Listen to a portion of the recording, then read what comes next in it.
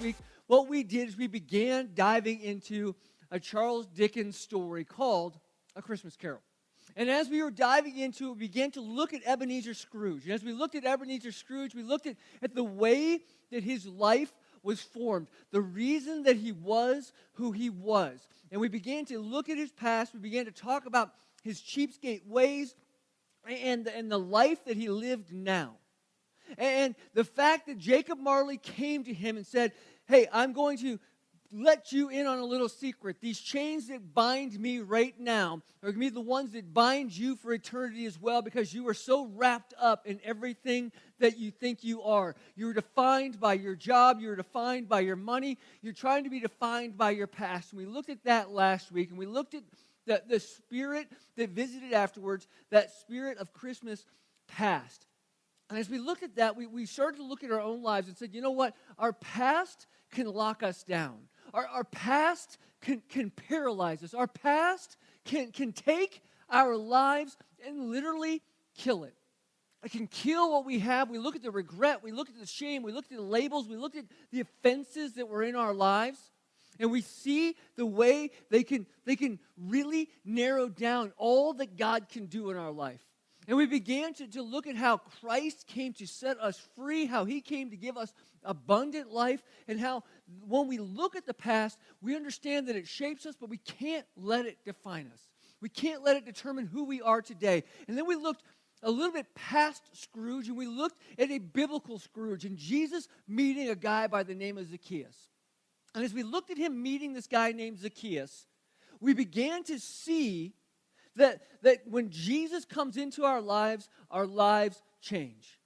Our lives change. The past is broken. The regret, the shame, the labels, the offenses, all of those things are broken. And so we looked at that last week, and now, today, we're going to carry from the past into the present. Because a lot of times I think we forget to look at the present. We're either so focused on the past that we miss today, or we're so focused on the future that we miss today. And today what we're going to do is we're going to look at the spirit of Christmas present, and we're going to look at the beginning of the story of Scrooge's redemption. Something I was thinking about this week. How many, this would be a great trivia question, how many different Christmas movies, Christmas stories can you think of that have to do with redemption? When you really start to think about it, that's what the Grinch is. That's what a Charlie Brown Christmas is.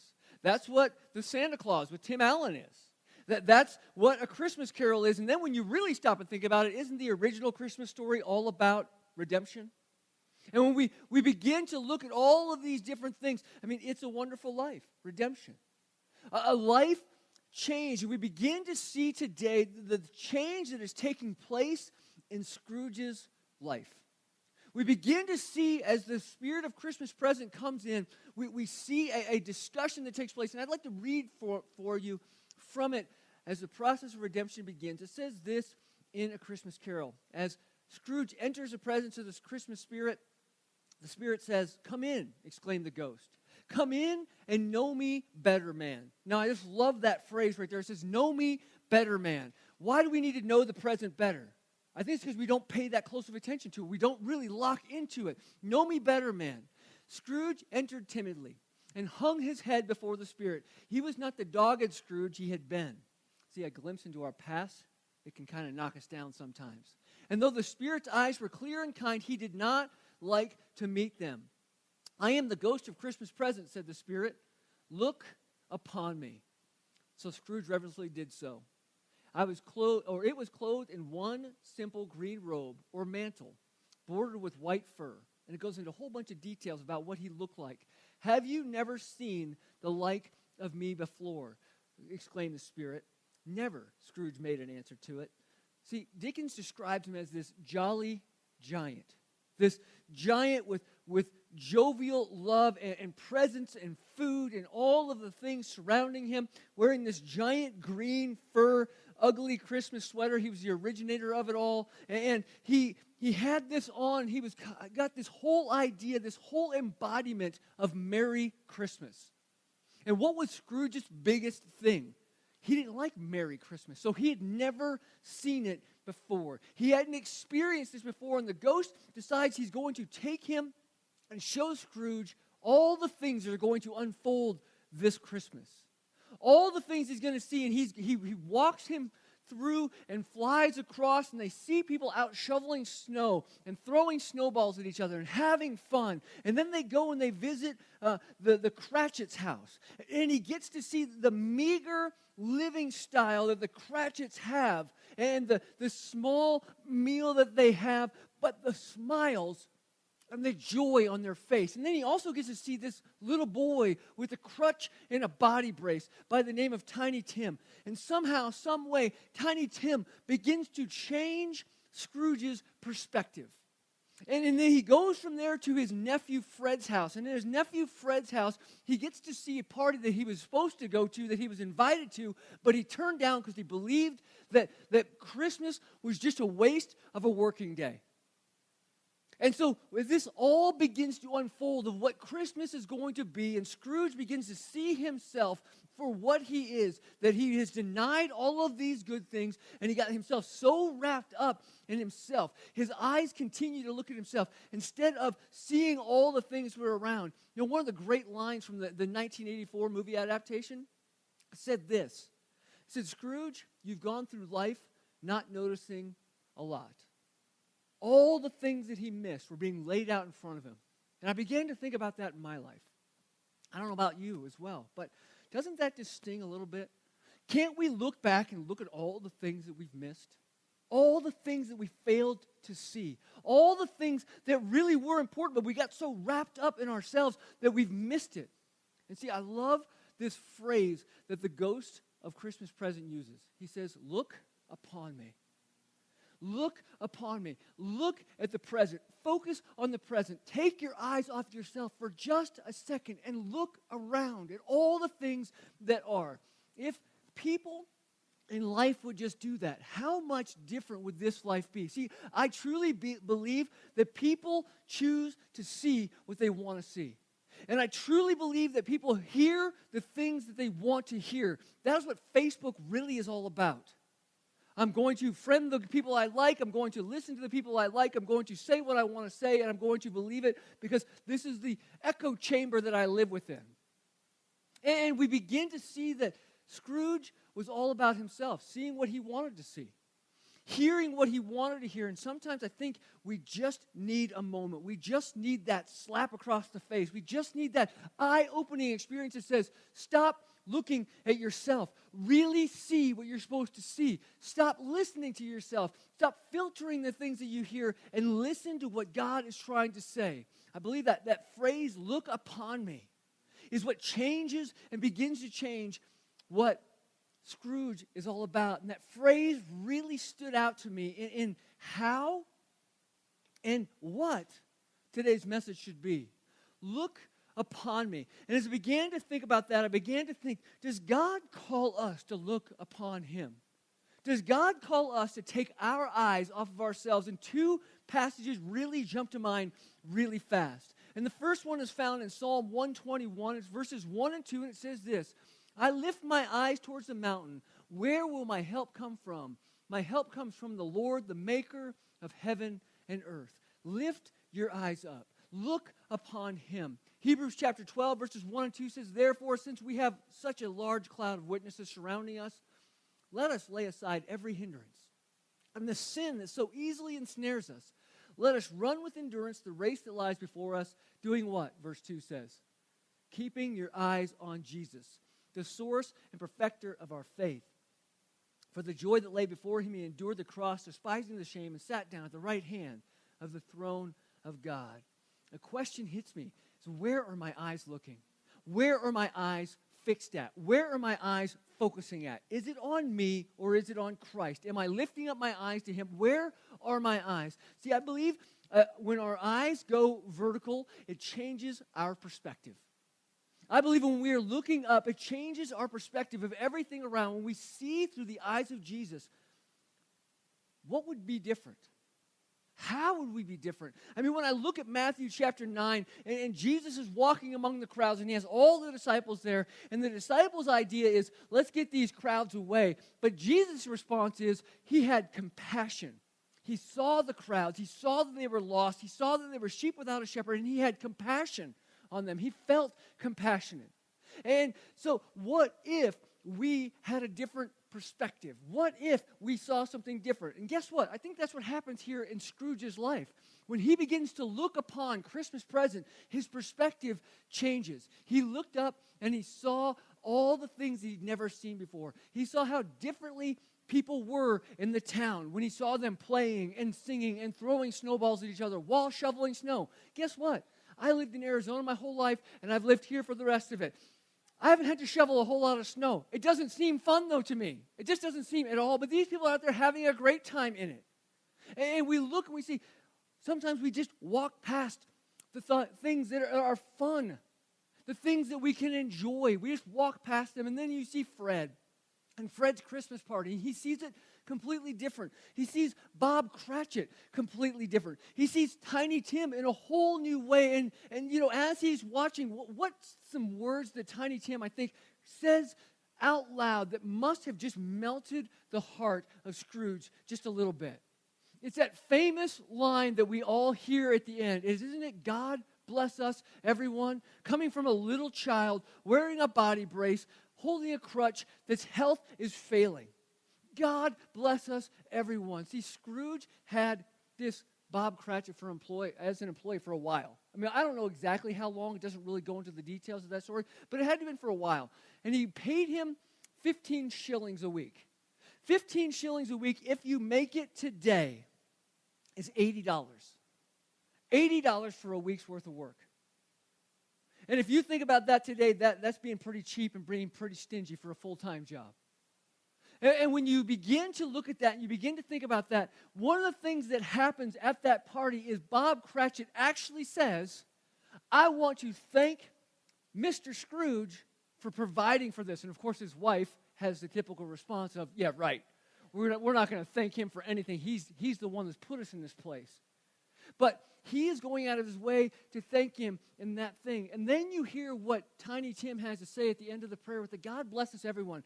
It's an amazing thing. We look sometimes at people with disabilities, and we think that they don't have the ability to do certain things, but sometimes they have the ability to do things that we don't. Who changed the heart of Scrooge in all of this? It wasn't any person outside. It wasn't any one of the family members. It was a child with disabilities. He had the ability to prick the heart of Scrooge, and we see it so much so in that same story. Scrooge starts talking to the Spirit about Tiny Tim. As he sees it, says, Spirit, tell me if Tiny Tim will live. And the ghost replies, I see a vacant seat in the poor chimney corner and a crutch without an owner, carefully preserved. If these shadows remain unaltered by the future, the child will die. And Scrooge's response is, no, you can't let him die. And he says, well, here's what we need to understand. If he be like to die, he had better do it and decrease the surplus population. You know why the Spirit said that to Scrooge? Because earlier in the play, that was his words about the poor. That they better go ahead and just die and decrease the surplus population. It says Scrooge hung his head to hear his own words quoted by the Spirit and was overcome with penitence and grief. See, sometimes our words come back to haunt us. Sometimes our words that we thought were wise weren't so wise. And as we began to see it, we see that as even Scrooge said it, he was saying to get rid of having to give donations. He was telling these people, you know what? If they want to have a Merry Christmas, tell them not to be idle. Tell them to get off their rear ends and work. Have you ever said that before? Have we ever said that when we're sitting at a street corner and somebody's holding a sign? We're like, man, if you just spent that much time working, he'd probably get a whole... there's all of these things that we have a tendency to say, all these ways we have a tendency to judge, but then those words came back. See, what happens here is the way we see the world determines our world. And when we get to see God, it changes our world. When we see God, it literally changes our world. When we look at him, when we see through his eyes, see, what happens here is the poor gain a face. When Scrooge sees Tiny Tim, when Scrooge sees Bob Cratchit, when it's no longer just them, he feels. He doesn't just know, but now that knowledge is applied. See, one of the things I think we have is that even with Scrooge, Christmas was not the problem. His knowledge of Christmas and the application thereof was the problem. Sometimes we get lost in what Christmas is, and I think it happens to us. But when he looked vertically, his eyes changed horizontally. He saw the world different. It changed his perspective, and the same thing happens to us. Like I said just a couple of minutes ago when I read that verse in Hebrews, it says, "Let us run with endurance the race that lies before us, keeping our eyes on Jesus, the source and perfecter of our faith." See, when we keep our eyes on Jesus, we're running this race. All of us are in this race together. We're all in this race. And as we are running, as we are moving forward, as we are chasing after what we want to chase after, whether it be God or things of this world, that is where our perspective is going to be at. That is where our eyes are going to be at. So he said, fix your eyes on Jesus. Fix your eyes on Jesus. Having vertical eyes, looking at God changes the way we see things horizontally. Look what Scrooge says as he looks up. He notices something on his level. And that is the trivia question that I had for you. He sees something sticking out from underneath the robe of the ghost of Christmas present. He says, "Hey, Spirit, I just got a quick question for you. Is that a foot or a claw sticking out from underneath your robe?" And the Spirit goes on to describe what it is. Talking about this miserable, wretched, abject, frightful, hideous pair of children. And he opens his robe and he shows it to him. And the response of Scrooge is literally one of being appalled. That's what it says here in the passage. And he says he looked away. He looked away. And guess what the Spirit tells him to do? Hey, don't look away. I want you to look right here. No, man. Look right here. These are the things that you have pushed away. These are the things that you have so blinded yourself to. These are the things that you don't want to have in your life. And he says, well, it's a boy and a girl, yellow, meager, ragged, scowling, wolfish. And he asks the question, Spirit, are they yours? And the Spirit says, they're man's. This boy is ignorance, this girl is want. Beware them both in all of their degree. But most of all, beware of this boy. For on his brow I see it written, which is doom, unless the writing will be erased. When we stop and look at it, he's saying, guys, we see what's there. We can choose to look away, but it doesn't change the fact it's there. And if we do nothing about it, it's going to grow up into a giant problem. It's just a problem of ignorance and want right now. We ignore the things. We want the things we want, and we leave them alone. And we see hurt in the world, and we see hurt in our community, and we see hurt in our church, but yet we don't want to get too messy, so we leave that alone and we focus someplace else. You know why we don't want to get involved in the discipleship relationships in the church? It's because people are messed up. And I see that day in and day out when I get phone calls, when I run into people while I'm out, and they tell me their story. And we see the hurt and we see the pain, and we say, you know what, thanks for telling me, and we can walk away or we can do something about it.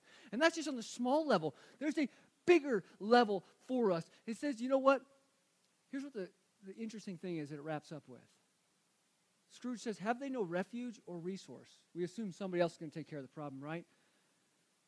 And the Spirit says back, are there no prisons? Are there no workhouses? See, that was something else that Scrooge had said earlier. I'm not going to help because there's things for them. They can go to those prisons. They can go to those workhouses. Of course, that's not going to churn out what we'd like to see happen in a positive society. That's only going to lead to more problems. And he says, you know what? Your words keep coming back, but our eyes are opened horizontally when our eyes are looking vertically. And when our eyes are open horizontally, guess what? We begin to see missionally. We begin to see the mission. We begin to focus on Jesus and not ourselves, and it changes our perspective of the world that we live in. It changes our perspective. It helps us to understand that now is a time, that here is the place, and that we are the people. There isn't what's going to happen. There isn't shove that off on somebody else. it is now is the time, and here is the place, and we are the people. We are the ones that are supposed to be doing this. We realize that when Jesus says, go and make disciples, we better get going. We better get our go going. Wherever you are at, make disciples. So we better start making. But once again, we look and say, you know what, I don't want to get involved. I don't want to get messy. And that's what Scrooge had. See, I think too often we live our lives in spiritual neutral. And not just spiritual neutral, sometimes it's just physical neutral. We let the treadmill push the wheels and we have no idea where we're going. We're really not going anywhere. But we live in this spiritual neutral and we get distracted. We get disengaged with what's going on in the world. We get distracted and we get disengaged with what Christians are doing, with what non-Christians are doing. And we forget what we're supposed to be doing. We're living on our own. We're living in our own world and with our eyes focused on ourselves. And God is saying, fix your eyes on Jesus. Change your perspective. Change who you are and what you see. And we're missing too many opportunities in this world. And we have the excuse of, well, I'm just too busy.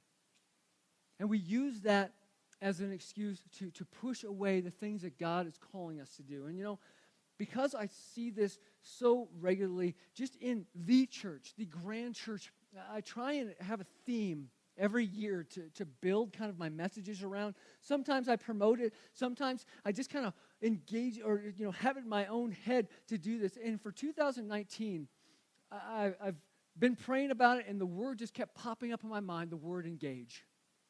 To be engaged. Not to be disengaged, but to be a part, to be engaged in the mission that God has given us, to be engaged in the culture that God has surrounded us with, to be engaged in the church, in worship, in serving, in giving, and be engaged in our community. And we're going to begin to look at that. We're going to begin to do some of that in 2019, but it doesn't have to start 4 weeks from now. It can start today. But how? How do we get engaged? What I'd like for you to do is do me a favor and open up your Bibles to the book of John chapter 4. Now, as we go to John chapter 4, we're going to be reading a familiar passage that actually we just went through back in August. We went through this passage back in August as we were doing our core statements. Our core statements that are over here. Top one is found people, find people. And what we did is we looked at John chapter 4 where Jesus is walking through Samaria with his disciples. The disciples go on ahead to the town to get food. He's thirsty. He stops at a well. At that well, he meets a woman that is there at noon. They're both there in the hot of the day, and they're having a one-on-one discussion. And as they're having this one-on-one discussion, I'm not going to read it again for you since we did do it just back in August, but I do want to highlight some things that we didn't point out in August that are just as prevalent today. So if you were there, what we want to see is you're going to see that Jesus is talking to her about thirst. She's thinking physical thirst. He's talking spiritual thirst. She's talking physical thirst. He's talking a deeper thirst. And he says this to her. He says, if you knew who I was, you'd ask me for a drink, and I would give you living water, and you'd never be thirsty again. She says, you know what, that sounds like a great plan, because I really don't want to come back to this well anymore. I don't like it. I don't like being here. I don't like coming in the middle of the day, because I'm not able to come with all the other women in the morning, because of all the things that are going on in my life. And he says something completely and totally out of the blue in verse 16. He says, go call your husband and tell him to come here. Go call your husband and tell him to come here. And I'm sure if you've been in church for a little while, you know her response. It's a stuttering, I don't have a husband. And Jesus' response, verse 18 says, you're right. You don't have a husband, for you have had 5 husbands, and the man you are now have in your life is not your husband. What you said is true. So Jesus is pointing out something to her here, and as Jesus is pointing out something to her here, what we need to see is this. He is making that spiritual thirst analogy. He's saying you are bouncing from relationship to relationship to relationship. You're going from cup to cup to cup to try and fulfill a thirst that only God can fill. He's saying this, he goes, what I want you to do is you need to understand that God didn't design man-made things. He didn't design man-made relationships to fulfill a spiritual thirst. Instead, he gives us a living water. And she's like, well, I want that. And he said, I'm standing right here. I'm standing right here, and that's where it's at. And so what we see is her thirst get quenched. So much so she gets really, really excited, and she runs back to the town to go tell all the town. And in that same moment, as she takes off to run, the disciples come back from the town. This is kind of where I want to focus at today. It says this in verse 27. Just then his disciples arrived, and they were amazed that he was talking with a woman. Yet no one said, "What do you want?" or "Why are you talking to her?" She heads off to town. It says, in the meantime, the disciples kept urging him in verse 31, "Rabbi, eat something." But he said, "I have food to eat that you don't know about." And the disciples said to one another, "Could someone have brought him something to eat?" And Jesus' response was, "My food is to do the will of him who sent me and finish his work." See, Jesus is telling them to look at the spiritual food. We go from having spiritual thirst and physical thirst with the woman to him talking to the disciples about a physical hunger versus a spiritual hunger. See, they just went to the town to get food. They were thinking cheeseburgers. They were thinking French fries. They were thinking, we're going to get some to go, and we're going to take it back here to Jesus. And they show up with their bags, and they're only thinking about eating and all that. And Jesus is like, guys, stop thinking about yourselves. And you're like, wait a second. I'm hungry, though. Aren't you hungry, too? Aren't you feeling that hunger inside? And Jesus' response was, my food is to do the will of him who sent me. See, Jesus knows that he is sent. One of the things I think we need to understand, even as we're looking at today, even as we're talking about engaging, even as we're looking at the present, not putting off to the future, not focusing on the past, but the present, is that Jesus sends us. We don't just get to go places. We are sent. If you are going to work, you're more than going to work. Jesus is sending you to work to be a light in that workplace. If you're going to the mall, you're being sent to the mall to talk to nobody because nobody's ever at the mall. But so let's switch on to at Walmart because everybody's at Walmart. So when you're at Walmart, we're not just going there. We are sent on a mission. If you're going to school, you're not just going to algebra class. You're being sent to algebra class to be on mission. And Jesus is trying to get that point across to these disciples. And we see it play itself out that everywhere Jesus went, he was sent by the Father. And while he was there, he had an appetite. He had a hunger for God and God's will to be done. He saw people. He saw their souls. Remember that whole idea of looking at them. He saw them differently. He saw that they had a need to have a relationship with him. They needed forgiveness. They needed purpose. They needed that to feel that satisfaction that all of the relationships and all of the man-made things can't give them. He needed to be a part of that. And he said, I'm replenished when it happens. I am nourished by the food and the will and the work of God. Can I ask you a question? What replenishes you? What replenishes you? When you are feeling down and out, is it Netflix? Is it sports?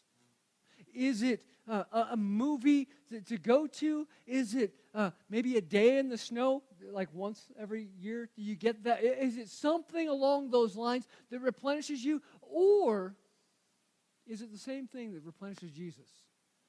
Being on mission. See, he was hungry to do the will of his Father. Can I ask you what you're hungry for?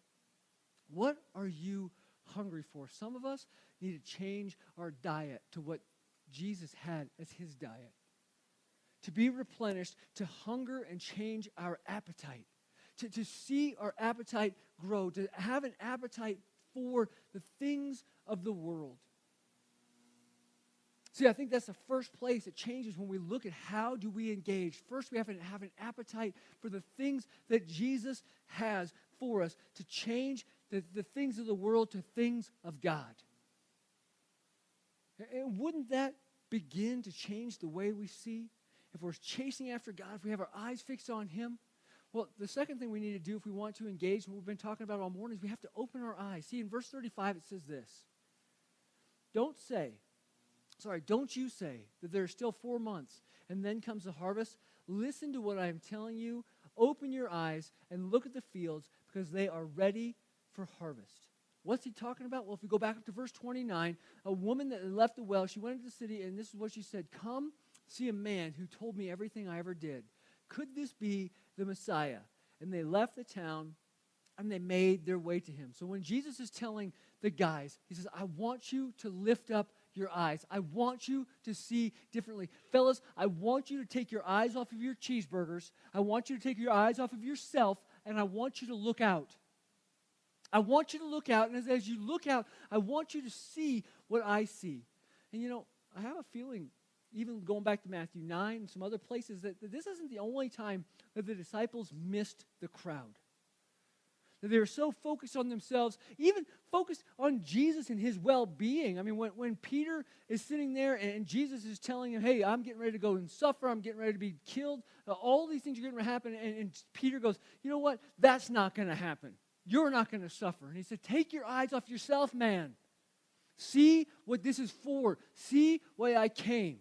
These are the things that I came for. He says, what you need to do is you need to open your eyes. Would we lift our eyes and see what Jesus sees outside of our doors?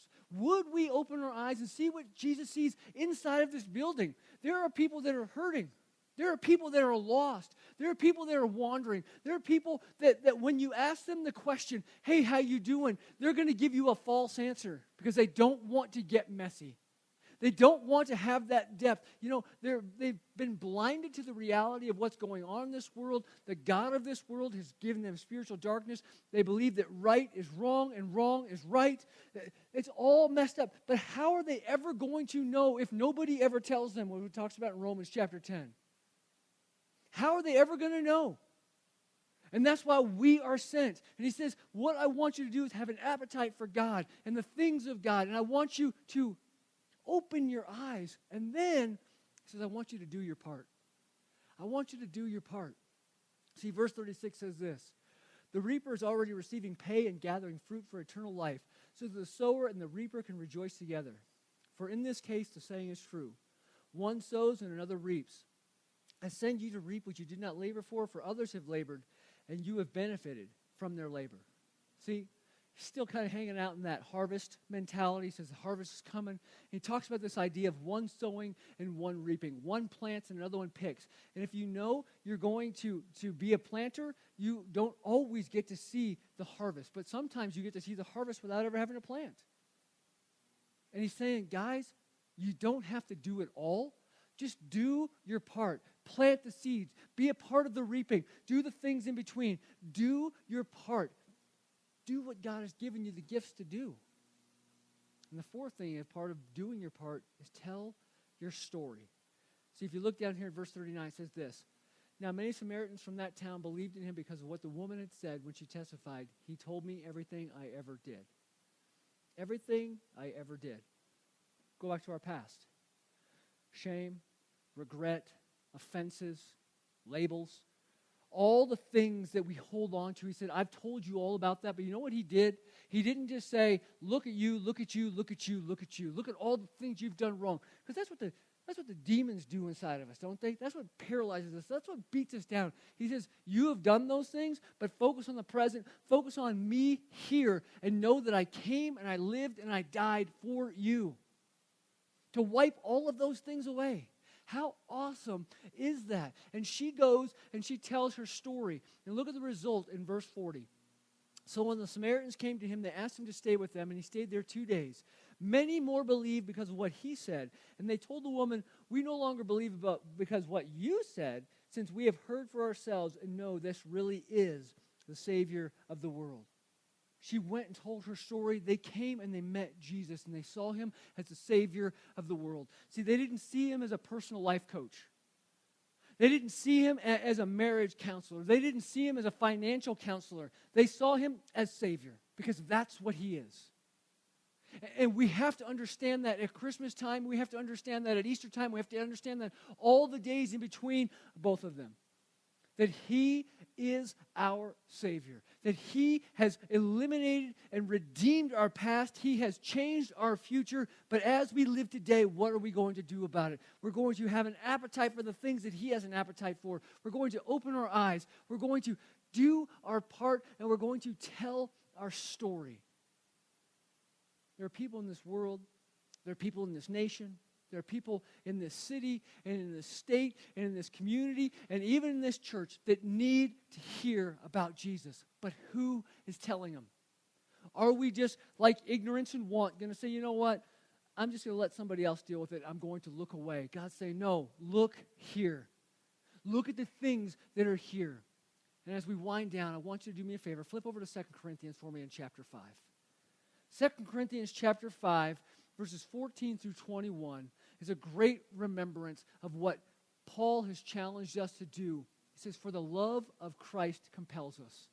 When we're focused on Christ, it changes our everything. Since we have reached this conclusion, if one died for all, then all died. And he died for all so that those who live shall no longer live for themselves. They should take their eyes off of themselves, but instead for the one who died for them and was raised. From now on, then, we do not know anyone from a worldly perspective. Our perspective changes. Even if we have known Christ from a worldly perspective, yet now we no longer know him in this way. Therefore, if anyone is in Christ, he is a new creation. The old has passed away, and see, the new has come. Everything is from God, who has reconciled us to himself through Christ, and has then given us the ministry of reconciliation. Have we opened our eyes to understand that we have been given the ministry of reconciliation? This is what we are supposed to be doing. That is, in Christ, God was reconciled the world to himself, not counting their trespasses against them, and he has committed the message of reconciliation to us. Therefore, we are ambassadors for Christ. You know what an ambassador is? It's an official representative of a foreign country living in a foreign land. Guess what? We are official representatives of heaven living in a foreign land. We are the ones that are taking the message out. Since God is making his appeal through us, we plead on Christ's behalf, be reconciled to God.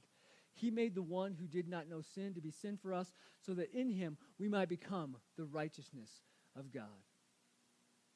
The love of Christ should compel us to act. The love of Christ should compel us to get engaged in the mission. See, that mission has been laid out for us. He's very clear. We have the ministry of reconciliation. To be engaged in the culture, we are ambassadors. We are in the middle of it all. We may not be citizens here. We are citizens of heaven, but we have a job to do while we are here, to represent. Compelled to engage in the community. I have a real question for you. It's one that hit me strong this week. And the question is this: how many of you know your neighbors? And when I ask that question, I mean it in two different ways. How many even know the people sitting in this room? It's one of the questions that we had come up during our staff meeting about how many people don't know. When somebody goes to the 9 o'clock service or somebody goes to the 10:30 service, they don't even know the other person even comes to our church.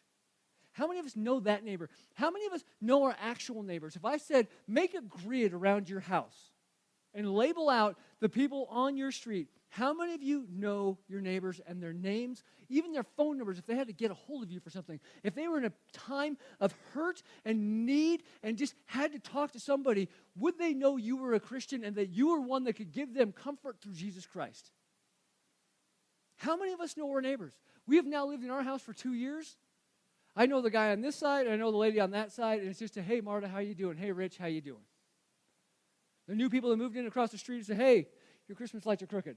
You know, that's it. I have to stare out at them every day. And I'm like, come on, you should have asked me for help. I'm ADD and I like to have it straight and not half burnt out. That's the way I am. And the reality is, shouldn't they know that about me a little bit? Shouldn't we have that conversation? Do we have our blinders on like Scrooge when he just walks through the community and doesn't even know that people are who they are and what they're doing? He doesn't get any of that until he changes perspective. We need to be engaged in our community. This week, I had a meeting. Jerome and I had a meeting, and we were meeting with Carl Anderson. He's the pastor up here at Real Life. And while we were sitting there talking, Carl shared a story about how his church is trying to reach out to the specific school that his kids go to. And I had to laugh that they have flyers that go out. They're constantly invited. They're constantly doing things at the school and so on and so forth. And finally, an opportunity opened up. His kindergarten son is asked by a friend of his, hey, what church do you go to? And of course, as a dad, you're like, oh, yeah, finally, we've made it. And you know what the kid answered? None ya business, and just walked away. And that's hilarious on one half. If he would have walked back, well, I'm just kidding, man, I go to Real Life Church, love for you to join us this week, blah, blah, blah. Nope, just walked away. And you're like, oh, so close to engaging a community, and we just blew it.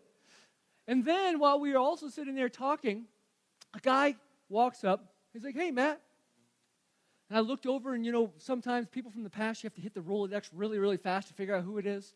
Well, the Rolodex is spinning really fast, and all of a sudden, boom, the name came to me, and he was a deacon at First Baptist Rio Rancho.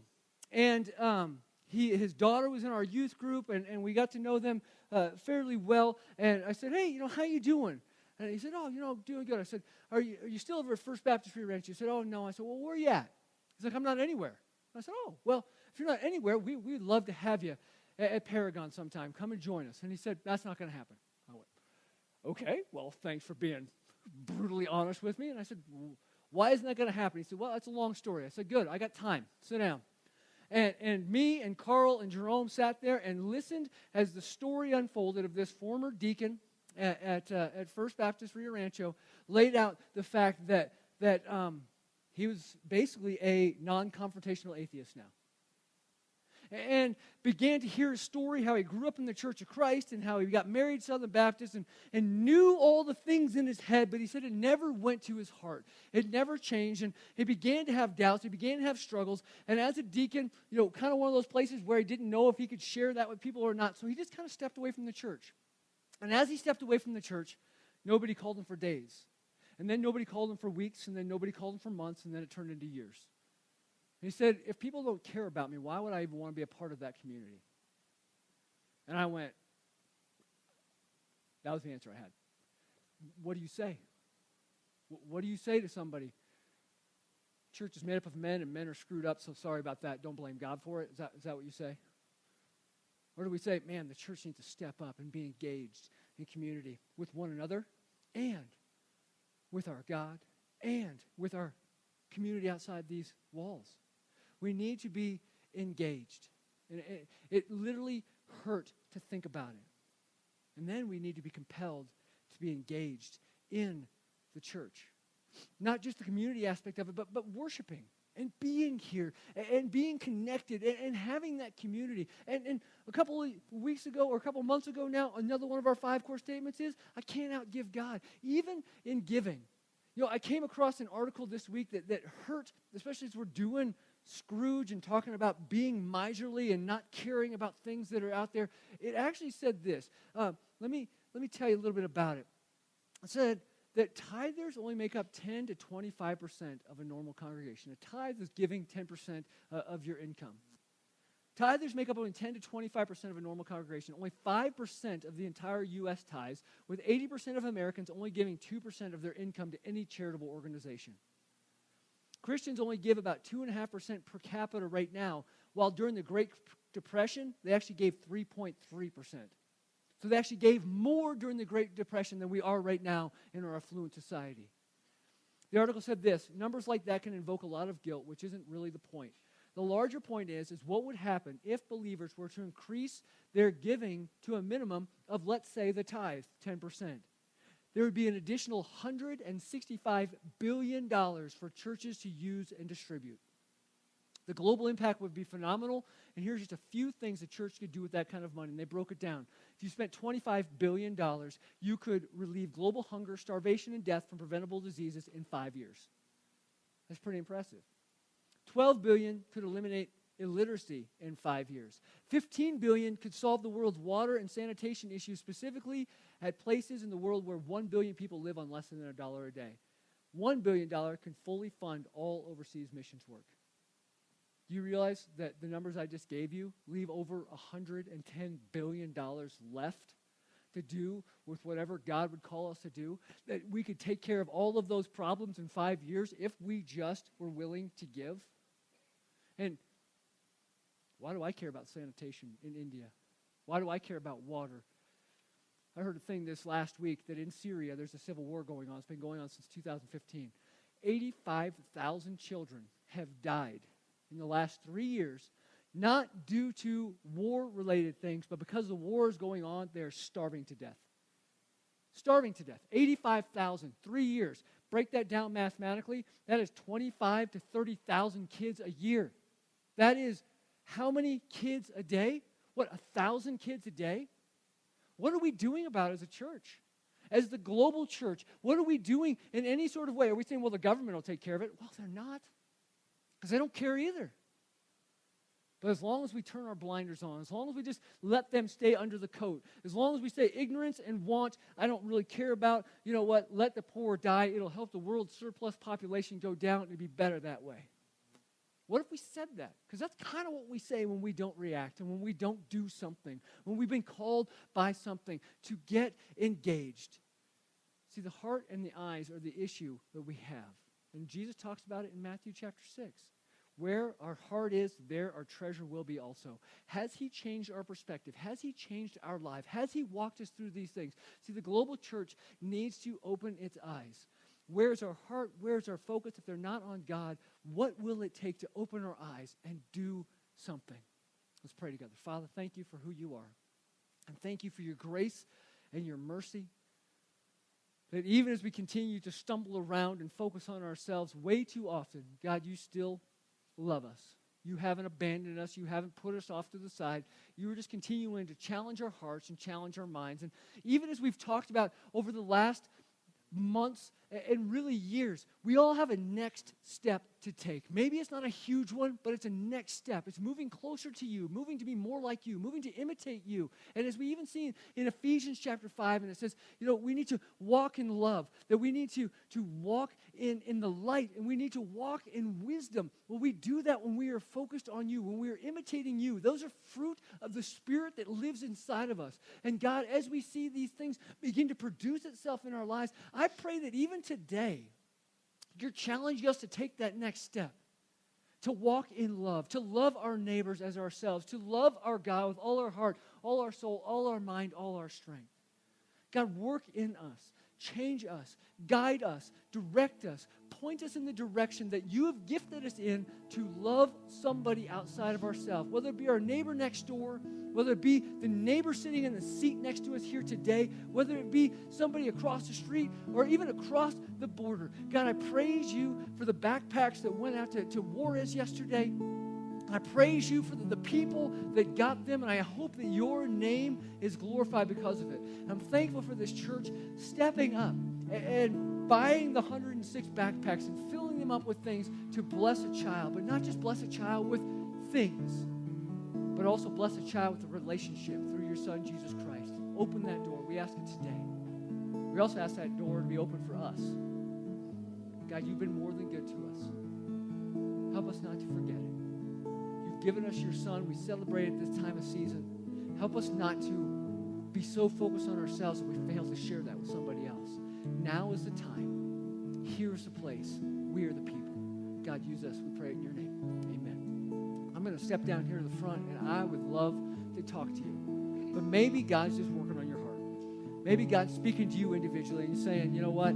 There's been something that I have chosen to ignore, chosen to push aside, chosen to leave covered up, to say, it's not a problem as long as I don't look at it. I believe today God is saying, man, look here. Look right here.